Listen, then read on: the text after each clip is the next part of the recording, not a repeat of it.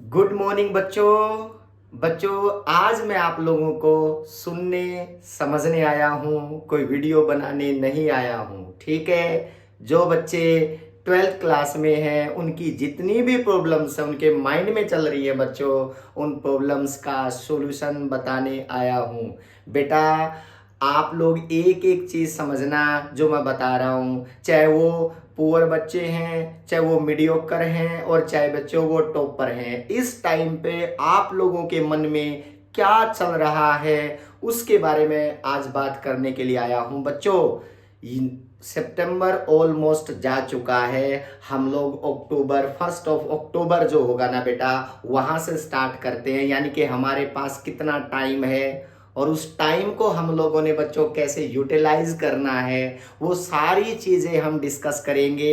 आप लोग समझो बेटा, देखो मैं आप लोगों को एक एक चीज क्लियर करवाता हूं जो फिलहाल आपके माइंड में चल रही है वो क्या है। देखो बेटा, देखो हमारे पास देखो सितंबर ऑलमोस्ट जा चुका है ना। हम अक्टूबर से मान के चलते हैं कि हमारा जो है ना बेटा अक्टूबर, नवंबर, दिसंबर और जनवरी। बच्चों आप लोग इन 4 मंथ के अंदर जो कुछ करोगे वही आपका आउटपुट माना जाएगा। समझना बच्चों, जो आप लोग इन मंथ में करोगे वही आपका आउटपुट माना जाएगा। अब प्रॉब्लम ये है कि सर आउटपुट में आपने 4 मंथ ही काउंट क्यों किए। समझो, आप लोग मुझे एक कॉमन बात बताना सारे बच्चों, अक्टूबर, नवंबर और दिसंबर और जनवरी, आप लोग ये वाला जो मंथ है ना दिसंबर, ये बहुत इंपॉर्टेंट है। इसका रीजन क्या है, क्योंकि जनवरी के अंदर कई बच्चे एग्जाम देंगे। ध्यान से सुनना, जनवरी में कई बच्चे एग्जाम देंगे, वो है जेई मेन। सुनो बेटा, जेई मेन। अब प्रॉब्लम ये आती है कि वो जेई मेन के अंदर तो +1 भी आती है और 12th भी आती है। क्लियर है ना। और सर हम तो 12th के बच्चे हैं, हमारे तो +1 को बहुत टाइम होगा पढ़े हुए। क्लियर है। मैं आप लोगों को अलग अलग कैटेगरी वाइज चीजों को समझाता हूं। सुनना बच्चों, स्टार्टिंग में बात करता हूं मैं टॉपर्स बच्चे क्या करें। ध्यान से सुनना बच्चों, टॉपर्स क्या करें, फिर मैं बताऊंगा बच्चों कि मीडियोकर क्या करे और फिर मैं बताऊंगा पुअर क्या करे। इन्हीं 4 मंथ में करना है आप लोगों ने, इसके बाद आपके पास कोई मौका नहीं है। सुनो बच्चों, अब बात आती है टॉपर्स क्या करें। देखो बेटा, टॉपर्स +1 को भी साथ में लेके चल रहे होंगे। मुझे ऐसा लगता है कि जो टॉपर्स है ना वो फिलहाल 11th को भी और 12th को भी दोनों को एक साथ लेके चल रहे होंगे। फिलहाल सिचुएशन उनकी ये होगी ऑब्जेक्टिव पैटर्न पे, क्योंकि उनको पता है कि जनवरी के अंदर जेई मेन का एग्जाम देना है और उसके अकॉर्डिंग वो नॉन मेडिकल वाले बच्चे उस चीज को सोल्व कर रहे होंगे। ठीक है ना बेटा। लेकिन प्रॉब्लम क्या है, फिलहाल आप लोगों का अक्टूबर स्टार्ट हो चुका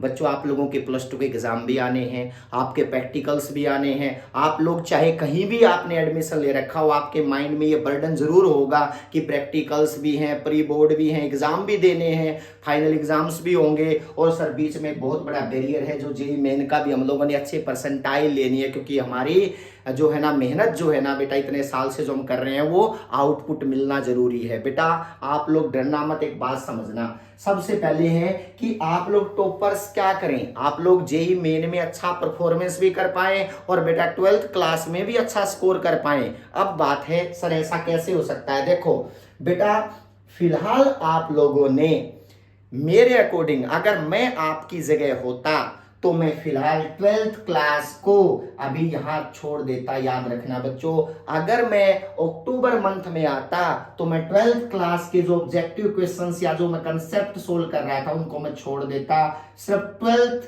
क्लास पे ही फोकस करता, यानी कि 11th क्लास के कंसेप्ट को थोड़ा सा पीछे रख के मैं 12th क्लास पे आता फिलहाल अक्टूबर के अंदर। समझ में आई बेटा। अब सुनो सर ऐसा क्यों। 12th क्लास में ध्यान से सुनना आप लोग, सबसे पहले टॉपर सुनो, 12th क्लास में आपको सिर्फ 2 मंथ देने हैं। याद रखना, क्वेश्चन पेपर फॉर्मेट के लिए जो आपका फाइनल 12th क्लास का एग्जाम होगा उसके लिए आपने सिर्फ 2 मंथ देने हैं बेटा, 2 मंथ ओनली। और वो 2 मंथ कौन से होंगे?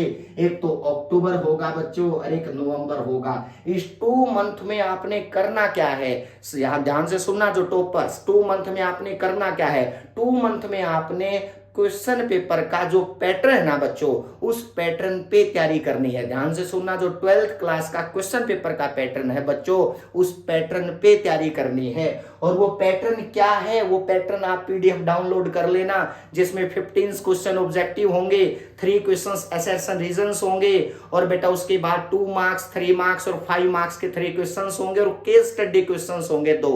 सुनो बच्चों, आप लोग उस पैटर्न पे तैयारी करोगे ना, अब जो ये 2 मंथ आप लोग अच्छे से तैयारी कर लोगे, आपको वे ऑफ राइटिंग पता चल जाएगा, डेरिवेशन कैसे हम लोगों ने आगे बढ़ाना, डेरिवेशन को कैसे लिखना है पूरा। लेकिन आप लोग फिलहाल क्या कर रहे हो, आप लोग डायरेक्ट जो आंसर है ना, जो डायरेक्ट न्यूमेरिकल मतलब डायरेक्ट फॉर्मूला है, उसको इंप्लीमेंट करने के ट्राई करो, उसी को एक्सप्लोर कर रहे हो जो टॉपर्स हैं, क्लियर है ना। लेकिन उसका पैटर्न, उसका डेरिवेशन कहां से आया बेटा, वो आपकी क्या है, थोड़ा सा वीक पार्ट है। लेकिन आपने 2 मंथ में वही चीजें समझनी है। सुनना बच्चों, उसके बाद अगर अच्छे से आपको पता है कि ऑब्जेक्टिव क्वेश्चंस तो मेरे बहुत अच्छे थे, अब मैंने ये पैटर्न सीख लिया कि केस स्टडी की प्रैक्टिस कर लिया, सेशन रीजन की प्रैक्टिस कर ली, कुछ डेरिवेशंस कैसे सोल्व करने उनकी प्रैक्टिस कर लिया, ये 2 मंथ बहुत होते हैं बेटा।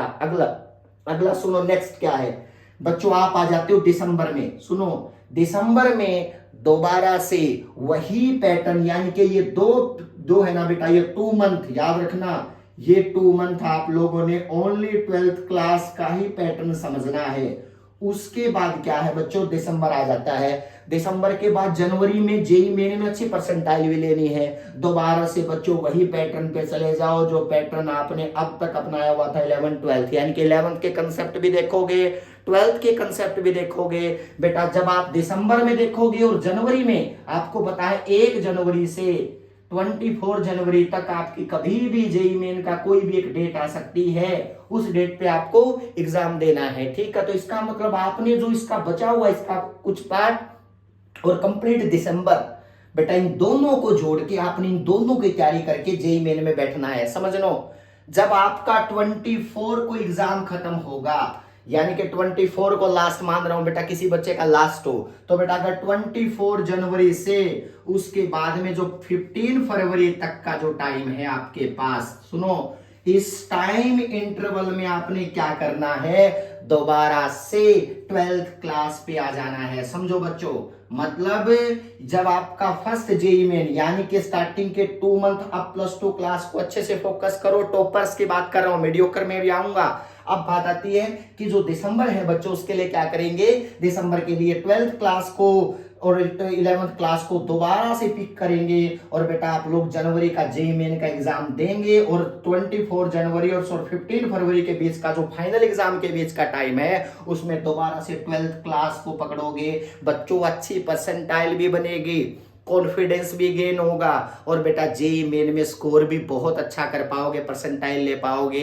ये मैं उनकी बात कर रहा हूं जिनका गॉड गिफ्टेड माइंड है, बहुत जो टॉपर्स हैं, चाहे वो मेहनत से हैं, चाहे कई बार गॉड गिफ्टेड माइंड होता है बच्चों, उनके लिए मैं बात कर रहा हूं। अब बात करते हैं मीडियोकर्स की बेटा, कि मीडियोकर क्या करे इस सिचुएशन में, कि अक्टूबर आ चुका और सर हम तो ना रियल में ऐसी जगह, क्योंकि मैं सबसे ज्यादा कोई परेशान होता है तो बच्चों मीडियोकर है। उसका रीजन क्या है, ना तो वो उधर जा सकता और ना वो उधर जा सकता। आप लोग ध्यान से सुनना बच्चों, करना क्या है आप लोगों ने, पहली बात, अपने जहां भी आप लोग जो कर रहे हो, आप लोग अपने पेरेंट्स को सच बताओ कि ये सिचुएशन मेरे साथ ऐसी बन चुकी है। मेरे से जो आपने जहां मुझे 10th के बाद एडमिशन दिलाया था, और जो मैं 10th के बाद करना चाह रहा था, 12th तक आते आते मुझे ऐसा फील हो रहा है कि शायद मेरे लिए वो जो पॉइंट्स है ना वो ना बन पाए, जो उम्मीदें आपने मेरे से लगा रखी हैं। अब सच बोलने का टाइम आ चुका है बच्चों। आपके पेरेंट्स हैं,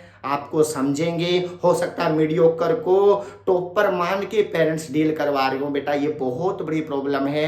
आप बिल्कुल भी डिमोटिवेट मत होना, आप करोगे, रियल में अच्छा करोगे, नो डाउट, लेकिन फिलहाल आप जो होगे ना, अपने आप को धोखा मत देना, कहीं टॉपर की कैटेगरी में रखो और बेटा आपको रियल में बताओ कि नहीं हम टॉपर तो नहीं है, हम मीडियोकर कैटेगरी में लाई करते हैं। और पेरेंट्स हम लोगों से इतनी उम्मीदें लगाए बैठे हैं कि मेरा बेटा IIT और वहां जाएगा, ये जाएगा। पहले तो ये चीज क्लियर करना, आपके माइंड को पॉजिटिव रखेगी एग्जाम के अंदर और आप डिप्रेस नहीं होगे, क्योंकि हमने वो चीज बोल दी अपने पेरेंट्स को। क्लियर है ना बेटा?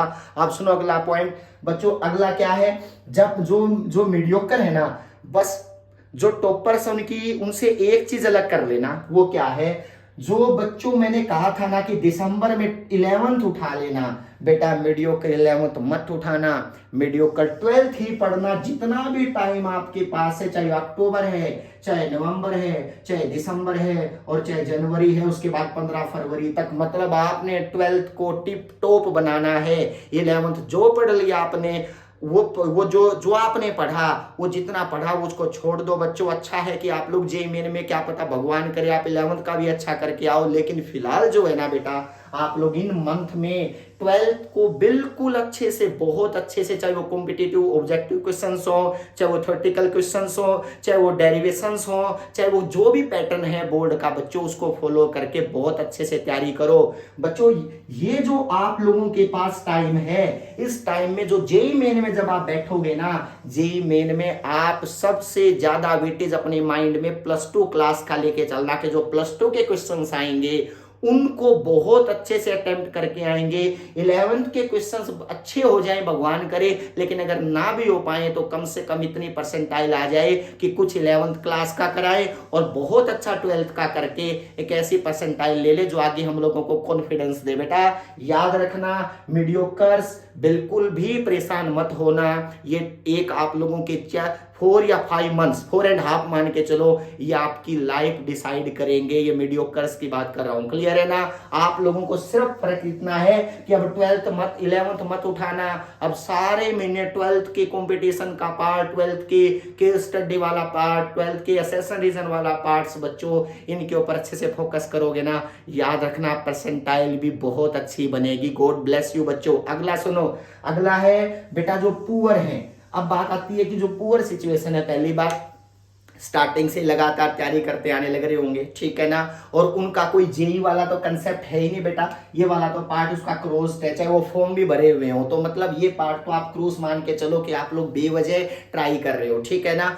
अगला सुना, जब आप लोगों के अब तक भी वो क्या है, स्ट्रगलिंग स्टेज में आ रहे होंगे, सीरियस नहीं हुए होंगे, क्योंकि पुअर है तो ऑब्वियस सी बात है, या तो उनके कंसेप्ट क्लियर नहीं होंगे या वो अभी तक सीरियस ही नहीं हुए होंगे। मतलब अब इन टाइम इंटरवल में क्या होंगे, वो थोड़ा सा सीरियस होंगे, क्योंकि उनको लगता होगा कि पेरेंट्स को कुछ दिखाना है, अब टाइम आ चुका है। बच्चों आप लोगों ने सबसे पहले पुअर्स सिचुएशन क्या करनी है, पुअर वर्ड मुझे थोड़ा सा गलत लगता है, क्योंकि कोई पुअर होता नहीं है, हम लोग अपने आप ही अपने आप को पुअर की कैटेगरी में लेके चले जाते हैं। पहला मैं बात क्लियर कर दूं, ठीक है ना, कि सोचो बार बार पुअर वर्ड बोल रहे हो, सर मैं तो पुअर नहीं हूं, नहीं कोई भी पुअर नहीं है, समझ में? मेरे लिए तो सारे बच्चे टॉपर्स हैं, लेकिन बेटा कई बार हमारा मेहनत, हमारा डेविएशन, ठीक है ना, इतना साइड में हो जाता है कि हम उस रास्ते पे चल ही नहीं पाते जो रास्ता स्टार्टिंग में हम लोगों ने डिसाइड किया था। बेटा सुनो, अगला क्या है कि यहां जब आप इसमें सारे कंसेप्ट नहीं करने बच्चों, इनमें सिर्फ उनके लिए फर्क क्या है, मीडियोकर और पुअर में डिफरेंस क्या है, इतना है